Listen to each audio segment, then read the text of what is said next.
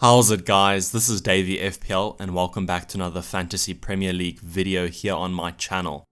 Now, Game Week 24 was a pretty average game week. It was the definition of average for me. I got 43 points, 42 was the overall average, however 43 was the top 1k average, and that saw me drop about 100 places to about 602 in the world. Now, Game Week 24 is the prequel to Game Week 25, the double game week we've all been waiting for, and we'll be talking about all things double game week in the preview. Right now, let's just focus on Game Week 24 and talk about where things went wrong. So if you saw the transfer that I made, I brought in Edison for Etheridge. Now, this was with the double game week 25 in mind. He ended up returning 1 point. He conceded a goal from Rondon and then he gave a penalty away. So not a great performance for him, but I'm just hoping that he continues his form of the clean sheets that City have been getting in the past into this double game week. Then we have Matt Doherty, who ended up starting, was worth taking the risk of playing him, and he ended up getting a clean sheet. Very rare for him to get a clean sheet, but I was very happy with it. And he seemed to play well overall, had many shots on target and he could have scored. Then we have Robertson with 2 points, Liverpool with a disappointing game last night. Robertson's foul actually resulted in the goal. Not directly, but he definitely didn't have to make the foul, so he almost wiped out his own clean sheet. Disappointed, as the Liverpool defense is usually the stability in my team, and they get me those clean sheet points, but not this game week, not the worst. Then we have Digne. First of all, he didn't start, then he came on, and then he got a red card. As far as I know, he's only banned for one game. I do believe it's just one game, so he'll be missing the Wolves at home fixture, and then he'll be back for the Man City fixture. Right now, we don't really know what's going to happen with him because Leighton Baines might only be out for a week, so I can see Leighton Baines replacing Digne, as Digne has been in awful form recently and making costly mistakes. Hazard with 2 points again. Been a number of game weeks now where he's blanked. Very disappointing. Overall, Chelsea were very poor last night, ended up losing 4-0 to Bournemouth. And I mean, Bournemouth are said to have this very bad defensive record, and then Chelsea go and concede 4 goals to them. The good thing to know about the City game, or the Chelsea game, was that both teams had equal stats. Bournemouth were just more clinical with their chances, and they ended up getting 4 goals, and Chelsea were just a little bit more wasteful and ended up getting none. Then we have Salah with 2. He had some nice chances in the Leicester game, but overall I thought that Mane was the best player in that Liverpool team. Salah looked a little bit lost in that centre forward position, and I don't really like him playing in that position, but it seems like it's the formation that Klopp's going for. Then we have Pogba, who scored a penalty. Overall, a little bit disappointed with the Man United assets, but can't argue with the penalty from Pogba. That's just one of the advantages of having him in your team. He is on pens, so I'm hoping to get some more from him in the future. Then we have Richarlison with 8 points. Very nice way to set up Game Week 25. Hoping he can continue this current form. He hasn't really scored previously in the past 5 game weeks, but this goal hopefully sets him up for a nice Game Week 25 performance. Then we have Sterling on 1 point, another disappointment. Man City were not at the races against Newcastle, and they struggled a little bit in the attacking department. Sterling had a couple chances. He was having some nice out wide play, but couldn't score or assist or anything. Hopefully he can return in the double game week, but we'll just have to see. Then we have Rashford with 2 points. Spoke about Man United being a little bit disappointing. He did have a very nice chance though, so I'm keeping him. There is this concern with Romelu Lukaku. He came into the squad with the Martial injury, and I think Man United play overall better with Rashford up front. Then we have Jimenez, the saviour of the game week, who scored a goal and an assist, I believe, and he got some bonus points. Very nice to get some returns from him. I've been holding him for a little bit now, but it's been long since he's had one of these nice double point hauls, so very happy with him. Then I just have Wan-Bissaka on the bench, and Kiko Femenia and Kamara, who are both injured, and Kamara is, I don't even know. Then we have Button with 0 points, which is one of the reasons why I wanted to bring in a playing keeper with Edison. Just thought that he was a little bit more safe, and thinking about that double game week 25 in mind. Now, if we go on to my team for the next game week. First off, I just want to talk about Ederson. There's been an article in the Telegraph that's come out and said that he has sustained a cut in his leg, I think during the penalty shout. I don't really know what to think about that news, because I know that Ederson did go down after the penalty. Might be to throw Matt Ritchie off, try to put the pressure back on him, but I don't really know if that injury for Ederson's going to be taken seriously. It's just a cut on his leg. Hopefully he will play. Man City don't really have that many backup keepers right now, so hopefully he can soldier through and make it into the double game week. So he has 2 fixtures against Arsenal and Everton. I'm just going to talk about the Man City defense here a little bit, because I know a lot of you guys are going to be wanting to bring in those double game week players. So I'm not really expecting that much from Ederson in the home fixture against Arsenal. But I am expecting some from the Everton fixture away. I do believe that Everton aren't the best team attacking wise, and hopefully Man City can get a clean sheet there. So I'll be playing Ederson, and hopefully he plays for those 2 game weeks. I would, however, wait and see in the press conferences if Ederson is going to play. Otherwise, I would look elsewhere. The other option you can bring in is Pickford, but I don't really know about that one. Then we have Doherty against Everton away. I don't really know about this because I do have Richarlison playing, and then I have Doherty and Jimenez, so hoping maybe for some attacking returns from Doherty and then a goal from Richarlison.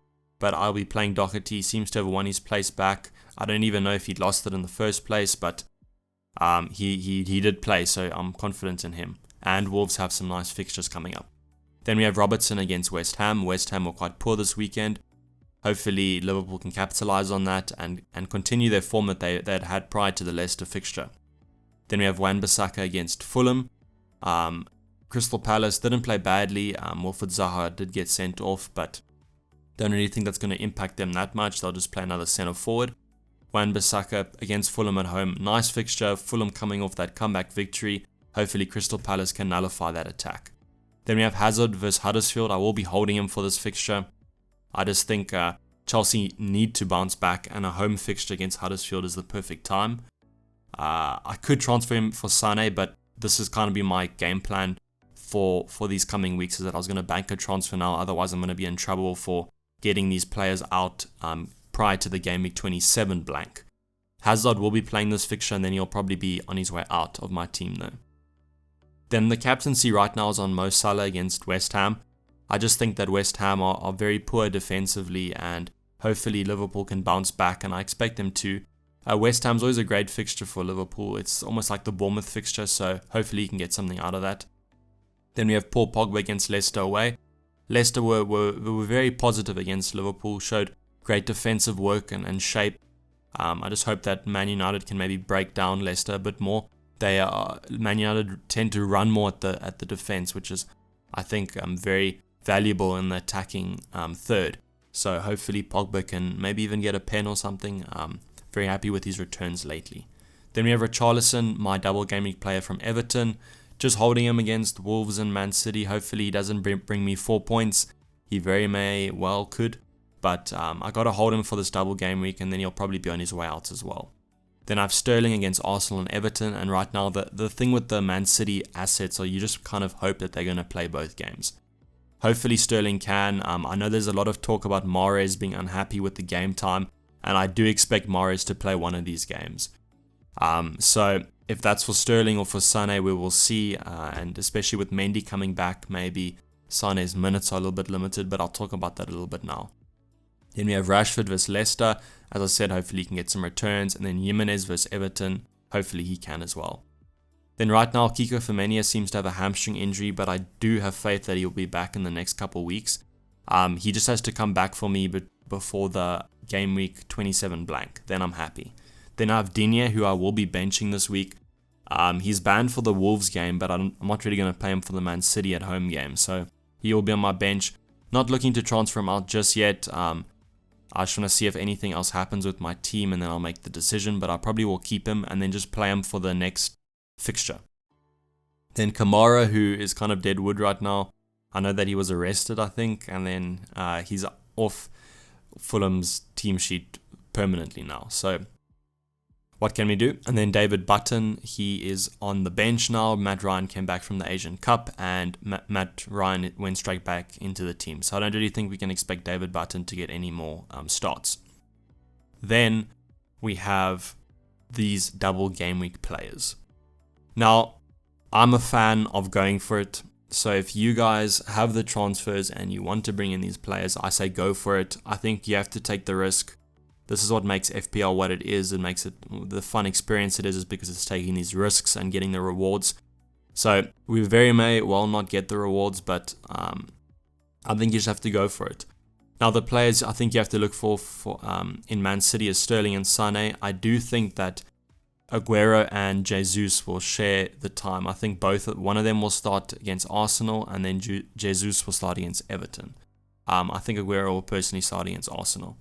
So you have to kind of limit that, and I kind of want to bring in a player that's going to maybe play the full 180 minutes. So I'm not really looking at Aguero or Jesus. I currently have Sterling, could bring in Sané, but I don't really think so. It's just, as I said, a problem to take these players out before Game Week 27. So if you do have the money and can make the switches, I would do it. I wouldn't take a -8 point hit for it, but you could take a -4. In terms of defensive options, as I said, you can bring in Pickford. A lot of people are asking for people to bring in for Digne. I would either bring in Keane as a direct replacement in that Everton defense, or I would look for someone like Kolasinac. I know that's not the best one because they're versing City this week, but after that they have some nice fixtures. I'd also be looking at some budget options from Southampton, Newcastle, and Brighton. All those teams have very nice fixtures coming up, so you can kind of save some money on those type of players.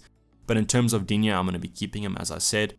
And Laporte you can also bring in if you trust that Man City defense. I kind of just gone for Edison because he's the player that's probably going to play 180 minutes. I know that's kind of a little bit funny now since he picked up the injury and might not even play. So overall, it's been quite a bad luck game week. I'm hoping that Edison can still play. But otherwise, if you have the money, go for it. If you don't worry too much. I don't know if this is going to be that big of a game week. But overall, just make sure you have a plan on how to get these players out in Game Week 27. You don't have to transfer them out. You can always bench them, but just make sure you have an 11-man team then. That's the biggest piece of advice I'd give you. I will be creating a blank and double Game Week video closer to the time. It will be titled like Ultimate Guide to the Game Week, Double Game Weeks and Blank Game Weeks, so stay tuned for that. But otherwise, if you've enjoyed this video, please leave a like and comment down below. I'm sure a lot of you guys are going to be commenting about what moves you're trying to make and advice. I'm asking for advice or something like that. So yeah, just to wrap it up, we managed to score 43 points in Game Week 24. We move on to Game Week 25. Hopefully it's a banger.